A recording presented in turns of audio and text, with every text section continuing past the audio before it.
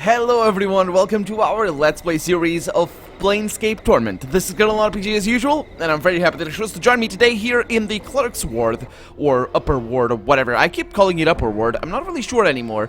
I'm not really sure anymore if this is indeed the Upper Ward.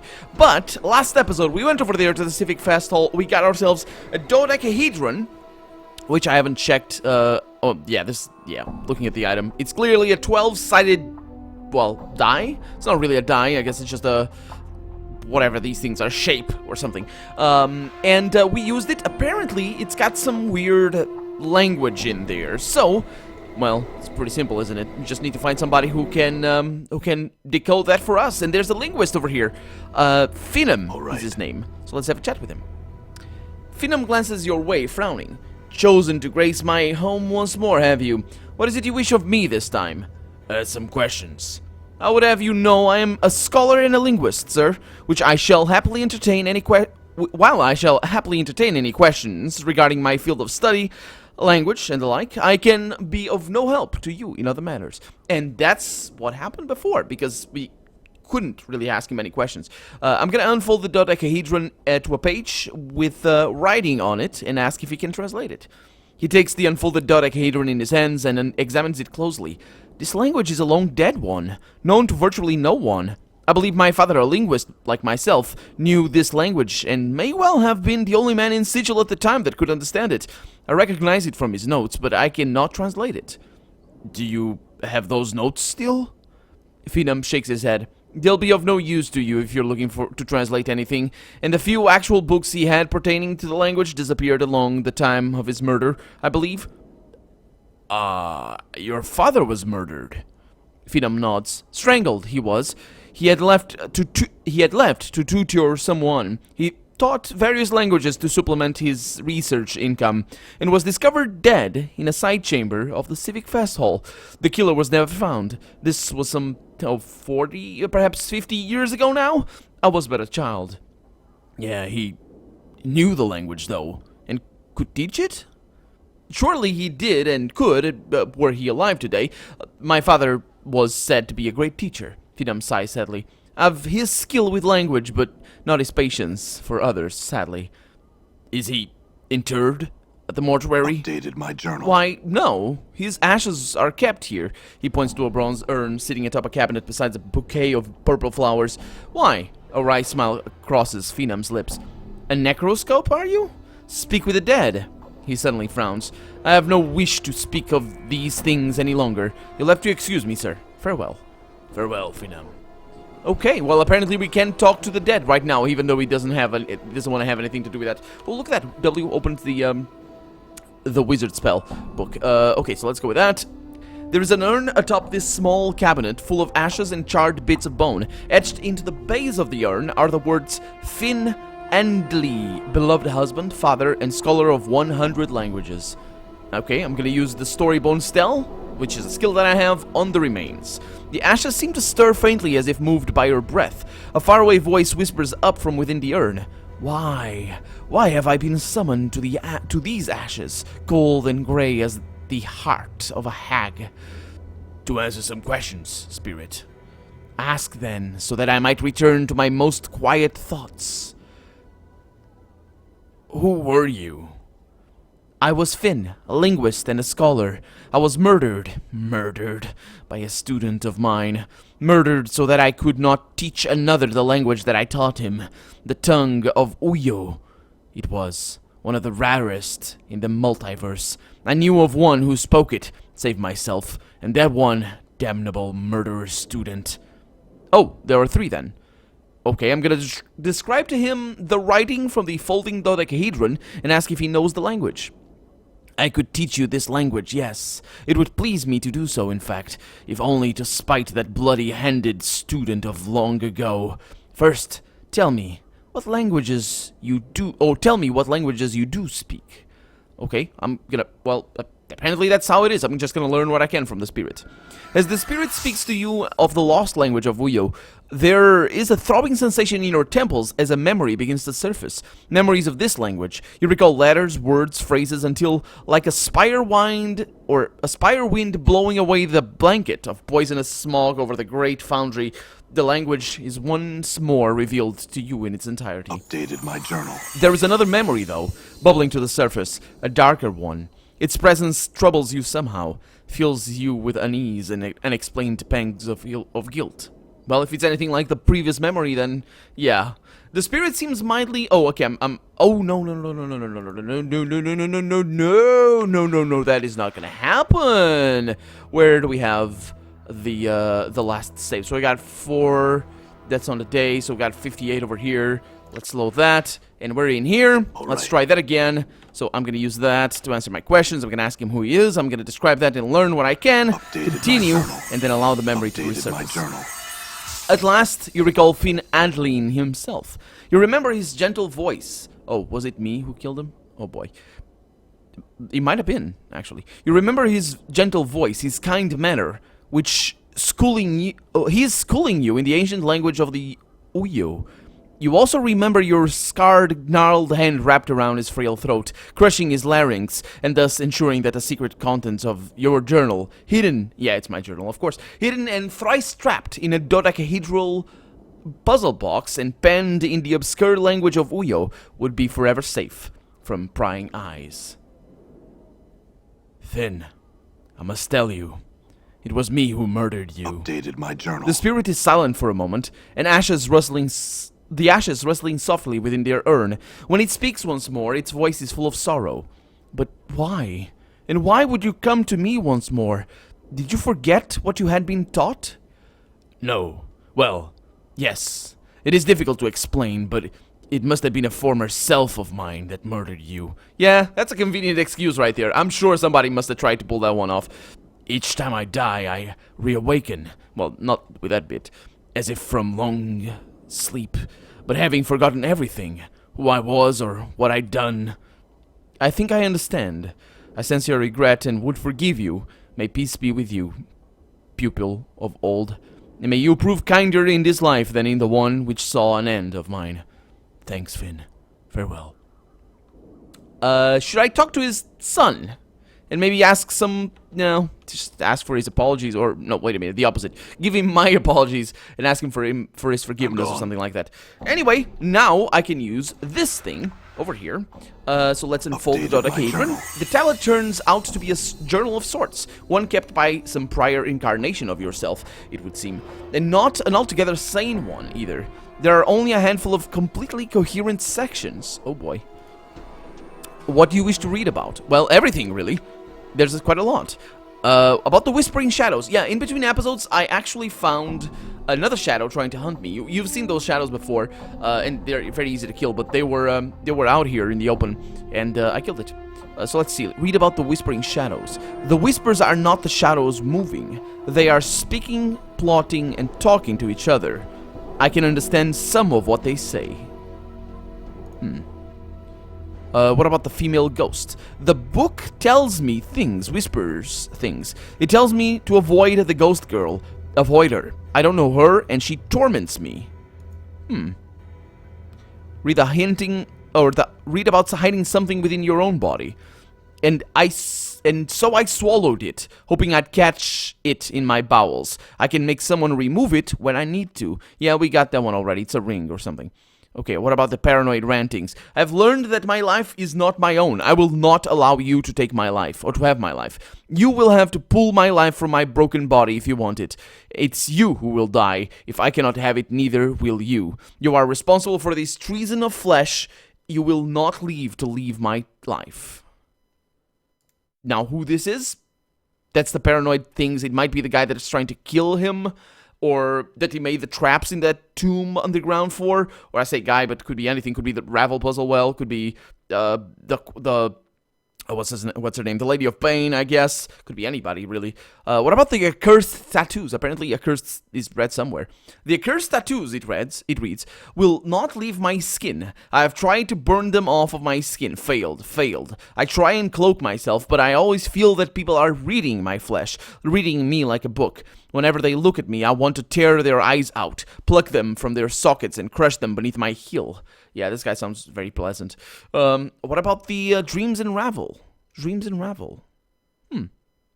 Why can't I dream? That's a good question. Apparently I don't dream.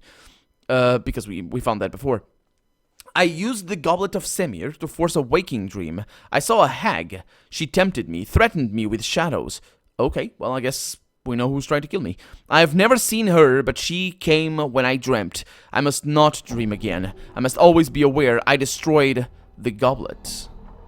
She says she is someone of power, and that she will have me, will find me. Get away, hag. Stay far from me. Leave me in peace. I want nothing to do with you. Okay, I'm gonna continue this portion of the journal.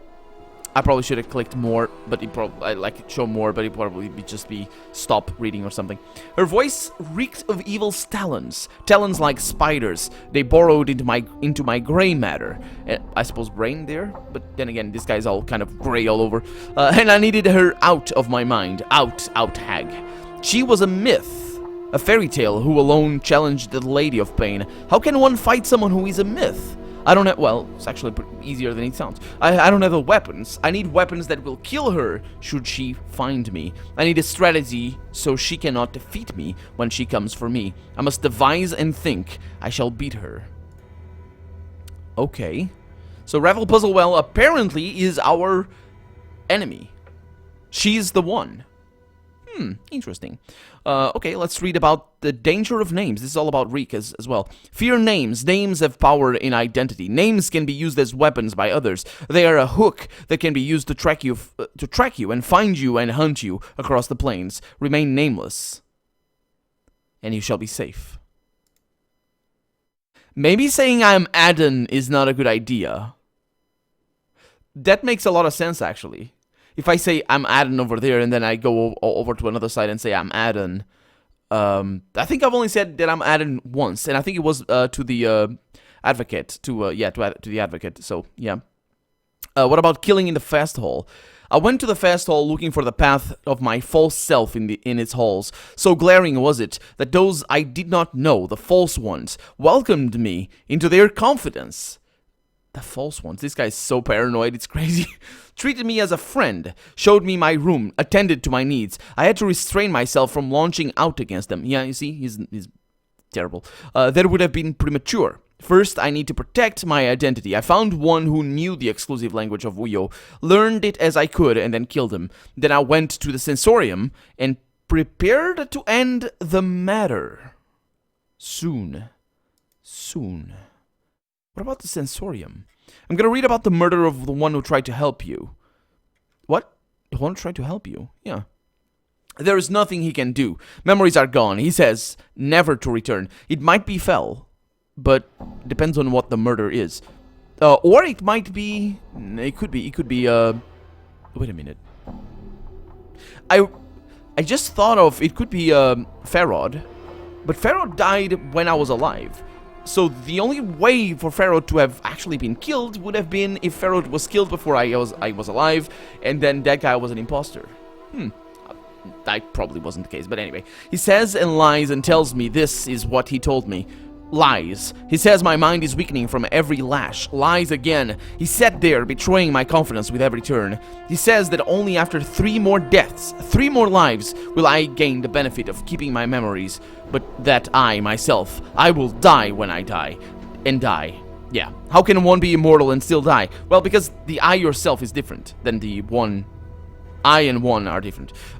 So yeah, you're just mixing things up. He could not answer, so he was of no use. I butchered him so that no other incarnation will ever benefit from his uselessness.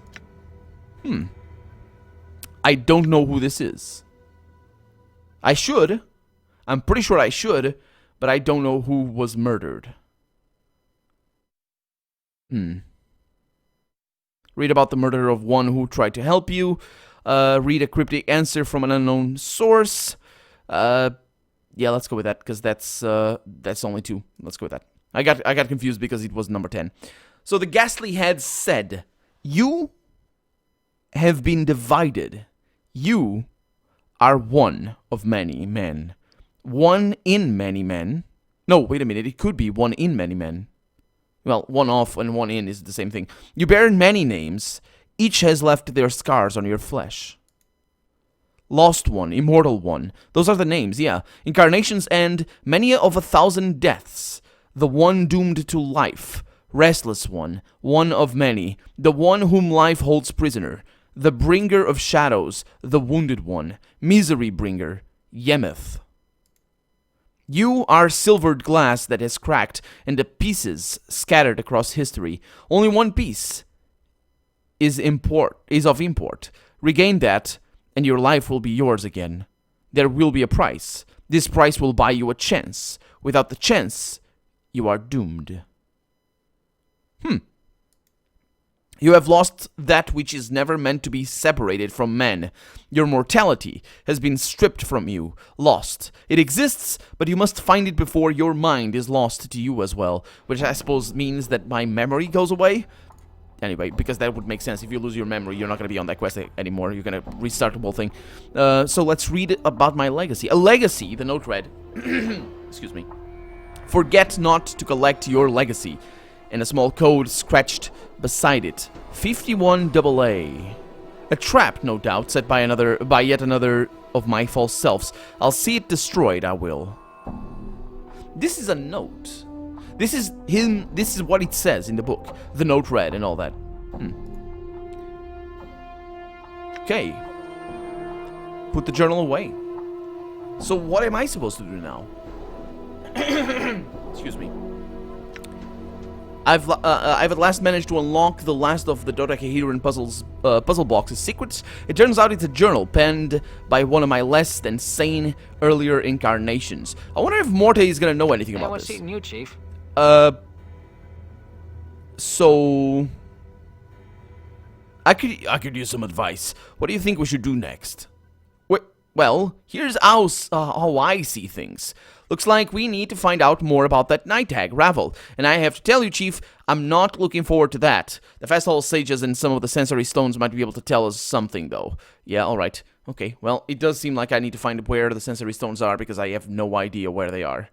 Maybe I need to talk to somebody that I didn't talk to, and I just forgot about it. Because that's probably the case, actually.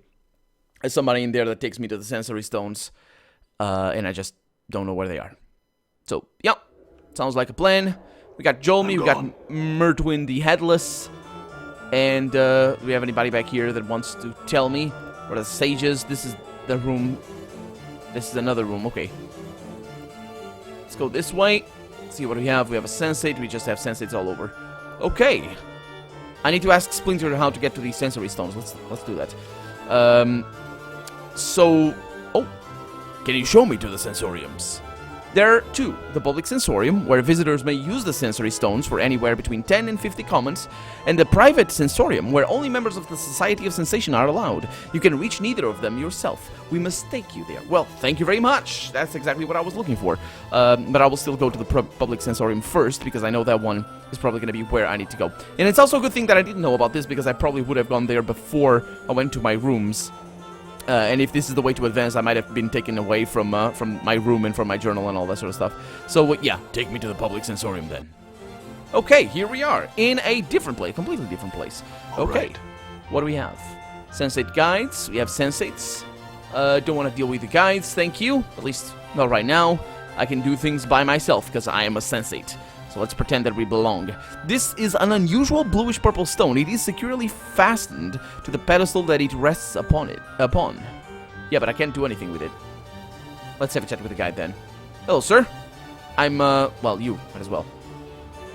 This man's gentle voice complements his calm and refined demeanor. Greetings. Are you here to use one of the sensory stones? I am, yeah.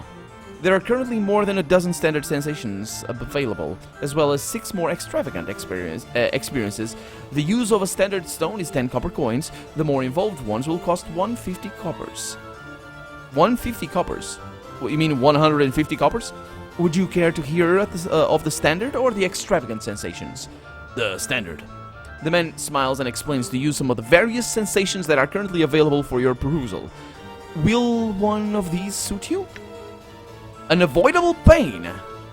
Boy, tender love. Mind-numbing tedium. That's an interesting one. Sheer wonder. Consuming impatience. Oh boy. That's obsession. Tired surrender. Oh. Supernatural lust. What? That's weird. Tell me about the others. some of the others. What about the others? Oh, there's more. Psychosis. Lovely. Festering jealousy. Oh, crap. Bitter loathing. Pure glee. I would like to know what glee is. I think it's some sort of like... when you're pleased with yourself. I think that's what glee is. I'm not really sure. I've only ever seen this word applied to smiles. Gleeful smile. And I can't really decode what that means. But yeah, just my own limitations. Frightened exhilaration. What? Grim determination. Complete bafflement. Okay, let's go with all of them. I'm just gonna pay for all of them. Yeah, unavoidable pain. Good. The stone you shall want to use is in one of the smaller chambers. One room clockwise from the stairwell. It is greenish yellow in color. Well, actually, wait a minute. So can I go with everyone? I can. Okay. Okay, there it is. Mind numbing. Got sheer wonder. Then we have consuming impatience. And then we have tired surrender. And then we have supernatural lust. Okay. And then we have about the others. We have psychosis. Thank you very much. Then we have festering jealousy. Oh boy, this is gonna be amazing. Let's see about the others. So we have bitter loathing, which we have gone through all of these already, but I'm just selecting them, of course. Pure glee. So double 1, and then I have the number 8. Frightened exhilaration. I think I'm not skipping any, but if I am, then I'm gonna know immediately because I'm gonna go over them, and yeah. And then we have grim determination and complete bafflement. Okay. So there we go. Excuse me. Sorry. I think I paid twice for that one, but let's see. Grim determination. Grim determination. Yeah. Did I pay twice? Yes, I did. And then about the others, and I'm gonna go with complete bafflement. Okay. So let's see. What about these things over here? Hopefully I can feel them, and it doesn't require me to go and buy them one at a time, because that would be terrible. Grace, do you want to put me in your inventory? No. Okay, well, apparently we need to buy one at a time. That is a pain. That is a... How do I... Oh, I know what to load. There we go. Oh! Well, lovely. Do we have an autosave? Well, I do have an autosave. But... yeah. I'll see you in a little bit. Okay. So, one room clockwise from the stairwell. Let's experiment with this. Can I talk to these guys? This person turns as you interrupt them, nodding a polite greeting. Apologies, good sir, but I was just in the middle of something. If you don't mind, farewell. And they give a polite half bow and make to continue about their business, which is talking to that guy, which is perfectly fine. Let's try this one then. This is the unavoidable pain. The experience is a short and violent one, struggling with another, slightly stronger man on the edge of a blazing hot stream of molten lava. Your weapon hand is slowly, inexorably forced ever closer to the magma. Beads of sweat evaporate the instant they appear. The hair on the back of your hand blackens and smolders above the awesome heat. Finally, your howls of suffering echoing from the canyon walls around you. Your hand and the axe it holds plunges into the lava and chars to ash in a few agonizing seconds. Okay, sounds... Oh, and you get experience. Okay, the experience seems to have stirred some long-forgotten, vaguely similar memory in your own mind. You feel as if you've gained something from using the sensory stone. Yeah, that's all fiction, of course, because lava would melt you way before you got close to it. You got like 10 meters, you'd already be dead. 10 meters close to lava. Molten lava anyway. Yeah, dead. You'd never... That doesn't happen. So let's see the next one. What do we have? We have Tender Love. Let's go with that one. Let's see if that one is also a memory. I suppose it's this one, because they would be in order. It is. Okay. Your eyes are closed. You can sense yourself standing on the tips of your toes, pressed against someone tightly. Soft lips brush against yours, giving you the most gentle of kisses. Your heart seems to flutter in your chest, and you feel as if you could fall backwards and simply float off into space. And I apparently am just regaining my memory. Okay, so maybe it's not my own memories that I'm regaining here. It's just, you know, this is not my own memories, but just I'm regaining mine because I have had similar experiences. The experience couldn't be more than a few minutes long, but hours. Oh, yeah, this is the mind-numbing tedium. But hours seem to pass. A long, boring lecture in the driest, dustiest hall in the University of Chalm in Sigil. You look about the vast hall, hoping to catch someone's eye to pull a face at, but the other students are either asleep or staring listlessly into space. You drop your quill pen, pick it up, and drop it again, just for something to do. You consider stabbing yourself in the eye with it, just to see if your senses haven't been wholly numbed by the incredible boredom. The experience, yeah, let's go back to that. It's good, okay. Although, if, it's usually I mean, if the teacher is not bored, and let me tell you, in universities, they oftentimes are bored out of their minds. But let's go with sheer wonder right there. If the teacher is not bored, then try and exercise a little bit of empathy, and you can not get bored in the lectures. It can be tricky, but yeah, anyway. Hesitantly, this is sheer wonder, yeah. Hesitantly, you open your mouth and take a shallow breath, and water flows into your lungs like cool air. You smile and take a deep breath, gawking in all directions as you slowly sink to the bottom of the harbor, where hundreds of colorful fish weave through twisting tracts of brilliant coral. As your feet touch bottom, you peer up at the keel of your ship and laugh aloud with joy, a string of great bubbles shooting up towards the surface. I have apparently had a similar experience. That's lovely. Oh boy, I don't know what those are, but yeah, let's try that again. Let's try a different one then. So that was sheer wonder. How about consuming impatience? Let's go how that one. Let's see how that one goes. Lady Thorncomb, I need to talk to all of you. Were you raised in the hive? Mind your own business, succubus. I've nothing to say to you. Very well then. Well, that concludes that, doesn't it? How about this one? This reddish orange stone is one that... okay, so yeah, let's go with that. You stand debating with Amnus, the horribly slow keeper of the Lion Key, as to whether or not your quest is important enough for him to relinquish the artifact into your care. The whole experience is an exercise in sheer torment. Each and every one of his words is followed by a significant pause. Each and every point he makes is reiterated time and again before he lets you speak. He doesn't have to let me speak. Is he holding my tongue? You present an argument, then wait and wait and wait while he makes his counterpoint, to which you shoot out a snappy counterpoint of your own, then must wait yet again for another of Amnes's drawling, meandering, seemingly endless counterpoints. It's everything you can do not to simply lop the fiend's tusked head off and snatch the key from the twitching corpse. Yeah, I have had similar experiences myself. Fortunately, I've been paid to have them, so yeah, just talking about bosses here. But anyway, that's gonna be that for this episode. Let me just buy the next experience. It's gonna be consuming impatience. Yeah, tired surrender. We'll go with that right after the consuming impatience. I wonder if there's an order to that. But anyway, for right now, I'm Kirill RPG, and this has been Planescape Torment. I really hope you've enjoyed it, and if you did, go ahead and leave a comment, like the video, but above all, thank you so much for watching, and I hope I'll see you next episode. Bye-bye!